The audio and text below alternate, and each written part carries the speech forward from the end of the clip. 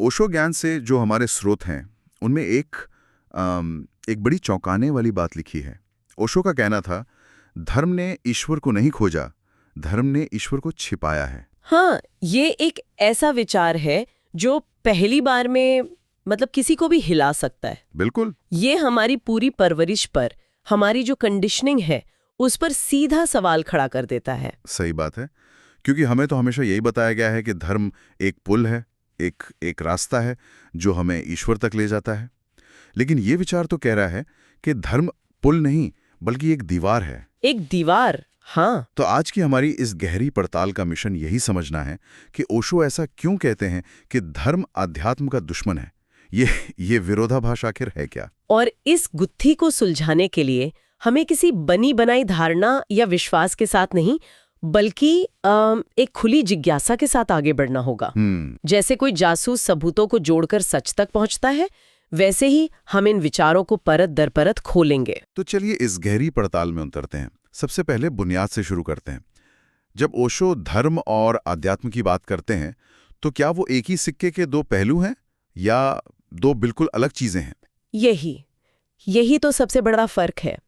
ओशो के नजरिए में ये दो अलग चीजें ही नहीं बल्कि दो विपरीत दिशाएं हैं। विपरीत? हाँ, इसे एक आसान उदाहरण से समझते हैं। मान लीजिए आपको एक अनजान शहर घूमना है।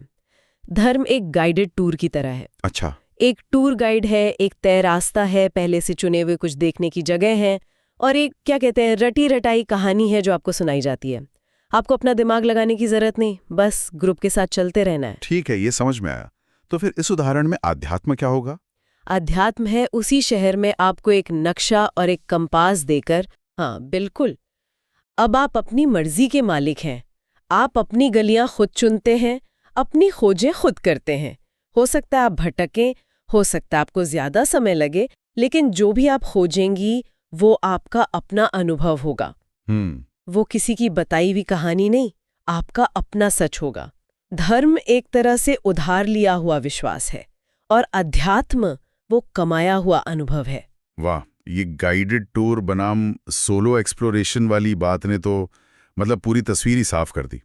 इसका मतलब है कि एक रास्ते पर भीड़ है और दूसरा रास्ता अकेलेपन का है। बिल्कुल। और इसी से जुड़ा ओशो का एक मशहूर कथन भी है, अध्यात्म अकेले चलता है, धर्म हमेशा भीड़ में चलता है। और ये बहुत गहरा मनोवैज्ञानिक सच है।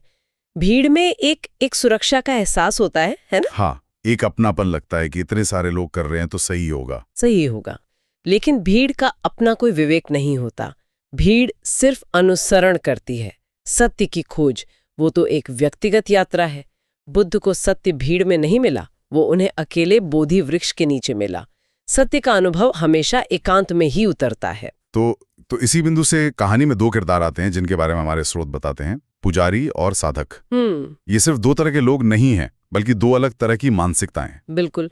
पुजारी उस गाइडेड टूर का गाइड है। वो आपको बताता है कि क्या देखना है, क्या मानना है और क्या सोचना है। अच्छा। और दिलचस्प बात यह है कि उसने खुद शायद कभी उस रास्ते की खोज नहीं की होती।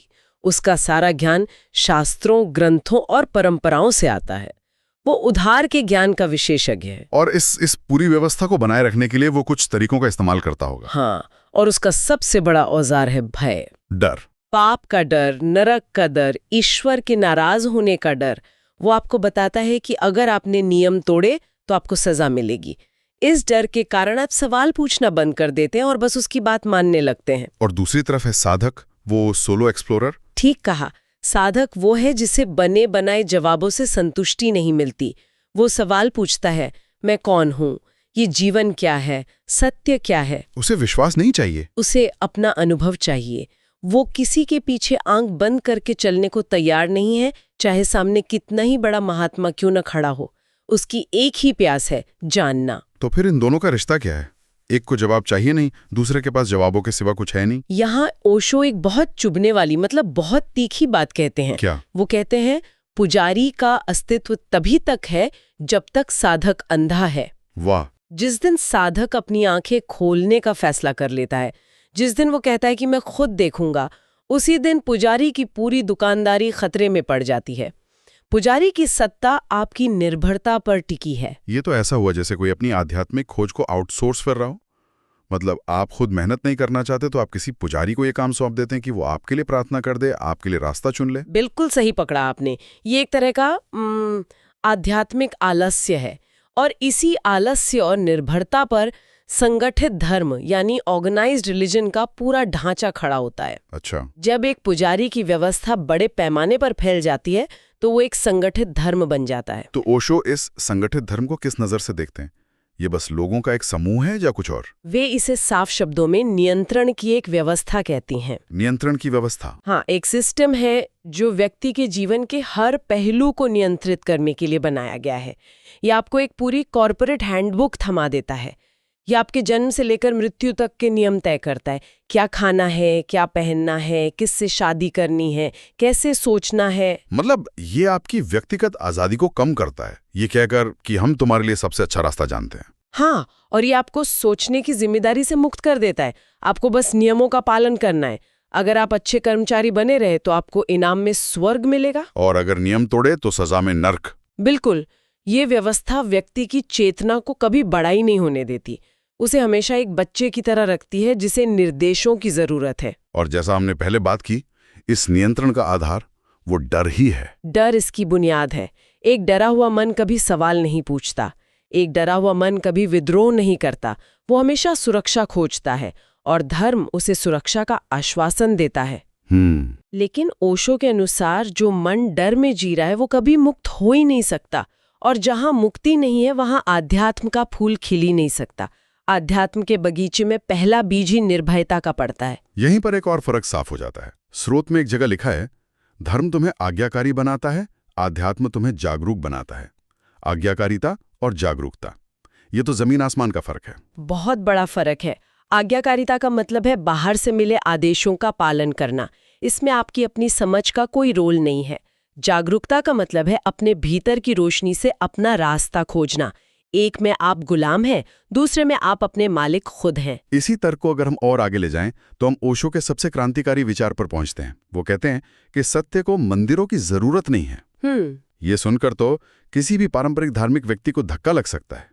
हम तो ईश्वर से जुड़ने के लिए ही मंदिर, मस्जिद या चर्च जाते हैं ना। हाँ, और ये विचार धर्म की पूरी नींव पर ही चोट करता है। ओशो का तर्क बहुत सीधा है। वो कहते हैं यदि सत्य को बचाने के लिए पत्थर की इमारतों की जरूरत पड़े तो वो सत्य बहुत कमजोर है। सोचने वाली बात है। जो परम सत्य है, जो शाश्वत है, उसे इंसानों की बनाई दीवारों के सहारे की क्या जरूरत। लेकिन लोग कह सकते हैं कि ये इमारतें तो श्रद्धा का प्रतीक है। वहां एक शांति का माहौल होता है, एक सकारात्मक ऊर्जा होती है। और ओशो इस बात से इनकार नहीं करती कि वहाँ एक खास माहौल हो सकता है, लेकिन वो सवाल पूछती हैं कि क्या सत्य सिर्फ वहीं तक सीमित है? अच्छा, क्या वो उस इमारत के बाहर मौजूद नहीं है? उनके अनुसार सत्य तो हर जगह है। वो इस पल आपकी आती जाती सांस में है, वो रात के सन्नाटे में है, वो सुबह उगते सूरज में है, और सबसे बढ़कर वो आपके भीतर मौजूद है। ये मंदिर, मस्जिद, चर्च, ये तो इंसानों की बनाई हदें हैं जो बांटती हैं। तो हम ईश्वर को एक पते पर, एक लोकेशन पर खोज रहे हैं, जबकि वो एक अनुभव है। ठीक यही ओशो का एक बहुत खूबसूरत सूत्र है, ईश्वर कहीं लहता नहीं, वो घटता है। घटता है। हाँ, ईश्वर कोई व्यक्ति नहीं है जो कैलाश पर या 7वें आसमान पर किसी सिंहासन पर बैठा हो। ईश्वर एक घटना है, एक अनुभव है जो आपकी चेतना में घटता है। जब आप पूरी तरह वर्तमान में होते हैं, मौन में होते हैं, प्रेम में होते हैं, तब जो अनुभव होता है वही ईश्वर है। और उस घटना के घटने के लिए किसी इमारत की नहीं, सिर्फ एक खुली जागरूक चेतना की जरूरत है। अच्छा, तो अब सारी कड़ियां जुड़ रही हैं। अब मुझे समझ आ रहा है कि हम उस शुरुआती सवाल के जवाब के करीब पहुंच रहे हैं कि धर्म आध्यात्म का दुश्मन कैसे बन जाता है। ये दोनों रास्ते अलग ही नहीं है, बल्कि एक दूसरे के विरोधी हैं। हाँ, अब हम उन विरोधाभासों को साफ साफ देख सकते हैं। पहला, धर्म आपको बने बनाए जवाब देता है। वो कहता है ये रहा ग्रंथ, इसमें सब लिखा है, मान लो। जबकि अध्यात्म आपको सवाल पूछने के लिए उकसाता है। वो कहता है किसी की मत मानो, खुद खोजो, खुद जानो। दूसरा, धर्म आपको विश्वास देता है, जबकि अध्यात्म आपको अनुभव की तरफ ले जाता है। विश्वास दूसरे का होता है, अनुभव आपका अपना। बिल्कुल। आप चांद के बारे में हजारों किताबें पढ़ सकते हैं, ये विश्वास है, लेकिन चांद पर कदम रखना वो अनुभव है। दोनों में बहुत फर्क है। और तीसरा और सबसे जरूरी, जैसा हमने कहा, धर्म डर पर आधारित है, जबकि आध्यात्म प्रेम और निर्भयता पर। जहां डर है वहां परमात्मा से सच्चा संबंध हो ही नहीं सकता। आप किसी से डर कर उसे प्रेम नहीं कर सकते। इस पूरी बहस का निचोड़ ओशो के एक वाक्य में आ जाता है। वो कहते हैं, जहां विश्वास है वहां खोज समाप्त हो जाती है। ये बहुत बड़ी बात है। और यही निर्णायक बिंदु है, ये फुल स्टॉप है। जिस पल आपने मान लिया, आपकी यात्रा खत्म हो गई। आपने खोजना बंद कर दिया, और जहां खोज समाप्त हो जाती है वही आध्यात्म की मृत्यु हो जाती है। आध्यात्म कोई मंजिल नहीं है, कोई डेस्टिनेशन नहीं है, वो तो एक अंतहीन यात्रा है, एक सतत खोज है। धर्म उस चलती हुई नदी पर एक बांध बना देता है। नष्ट कर दो, मंदिर तोड़ दो, ग्रंथ जला दो। नहीं, उनका संदेश विनाश का नहीं, बल्कि विवेक का है। वो दिशा बदलने की बात करते हैं। दिशा बदलने की। हाँ, वो कहती हैं, धर्म छोड़ो लेकिन ध्यान मत छोड़ना, क्योंकि धर्म बाहर की चीज है, ध्यान भीतर उतरने की कला है। शास्त्र छोड़ो लेकिन मौन मत छोड़ना, क्योंकि शास्त्र दूसरों के शब्द हैं, मौन में तुम अपने अस्तित्व का संगीत सुन सकती हो। मतलब बाहरी कर्मकांडों और प्रतीकों से ऊर्जा हटाकर उन विधियों पर लगानी है जो सीधी आपकी चेतना पर काम करती है। बिल्कुल। उनकी पूरी शिक्षा का सार एक ही वाक्य में है, सत्य को मानो मत, सत्य को जियो। मानने से जीवन में कोई बदलाव नहीं आता, जानने से, अनुभव करने से, जीने से ही रूपांतरण होता है।